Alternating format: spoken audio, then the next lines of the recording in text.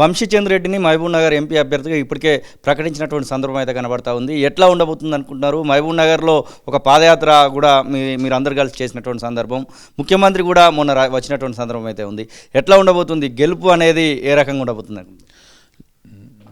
వంశీచంద్ర గారు యువకుడు, రేపు ఖచ్చితంగా పార్లమెంట్ గెలవబోతూ ఉన్నాడు.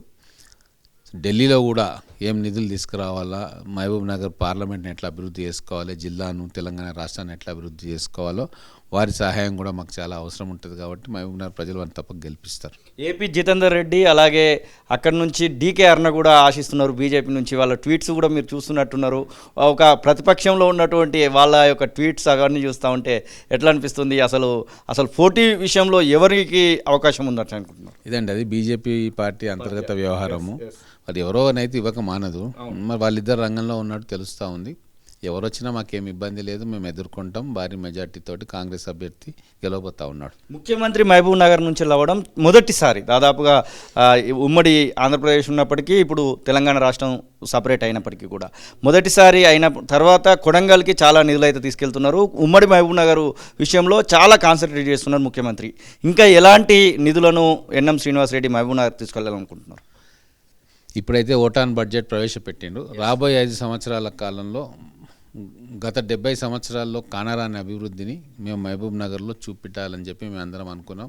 ఇక్కడ మాకు మా నియోజకవర్గమా ఇంకో నియోజకవర్గం అని పోటీ లేదు. ఉమ్మడి మహబూబ్ నగర్ నియోజకవర్గాల్లో 14 నియోజకవర్గాల్లో ఏ నియోజకవర్గ స్వరూపాన్ని బట్టి అక్కడ ఆ అభివృద్ధి కార్యక్రమం జరగాలి. కొన్ని నియోజకవర్గాల్లో ఇరిగేషన్ ప్రాజెక్ట్స్ వస్తాయి, కొన్ని నియోజకవర్గాల్లో ఇండస్ట్రీస్ రావాలా, కొన్ని నియోజకవర్గాల్లో ఎడ్యుకేషన్ సంబంధించిన యాక్టివిటీ జరగాలి, హెల్త్ యాక్టివిటీ, హాస్పిటల్స్ అంతటా ఉండాలా, colleges, degree colleges, junior colleges అన్ని నియోజకవర్గాల ప్రజలకు అందుబాటులో ఉండాలి. ఇవన్నీ కూడా ఒక మొన్న డిక్లేర్ చేయడం కూడా జరిగింది. ప్రణాళికా సంఘం వైస్ చైర్మన్గా ఉన్న చిన్నారెడ్డి గారి ఆధ్వర్యంలో 14 నియోజకవర్గాల్లో సమగ్రమైన అభివృద్ధి ఏం చేయాలనేది ఒక ఏమంటారు రోడ్ మ్యాప్ ఒకటి తయారు చేసుకొని ఆ ప్రకారంగా మేము మహబూబ్ నగర్ జిల్లాను అభివృద్ధి చేసుకుంటాం. మాకు ఇంకో సంకల్పం కూడా ఉంది. నేషనల్ ఇన్స్టిట్యూట్ ఆఫ్ టెక్నాలజీని కూడా మా మహబూబ్ నగర్ జిల్లాకు తీసుకురావాలా. ఎందుకంటే హైదరాబాద్, బెంగళూరు హైవే మీద ఉంటుంది. కొన్ని వేల మంది, లక్షలాది మంది విద్యార్థులు అక్కడి నుంచి బయట ప్రాంతాలకు వెళ్తూ ఉంటారు. ప్రపంచంలో ఎక్కడ చూసినా మహబూబ్ నగర్ నుంచి ఉన్న విద్యార్థులు ఉంటారు. కాబట్టి అక్కడనే వాళ్ళకు ఇంటర్నేషనల్ క్వాలిటీ ఇన్స్టిట్యూట్ కూడా కావాలన్న డిమాండ్ కూడా ఇప్పుడిప్పుడే తెరపైకి తీసుకొస్తున్నాం. ఖచ్చితంగా మా ముఖ్యమంత్రి గారు ఒప్పుకున్నారు. కేంద్రం కూడా సహకరిస్తుందని చెప్పి మేము ఆశిస్తాం. లోకల్ బాడీస్ ఎమ్మెల్సీ కూడా త్వరలో జరగనుంది.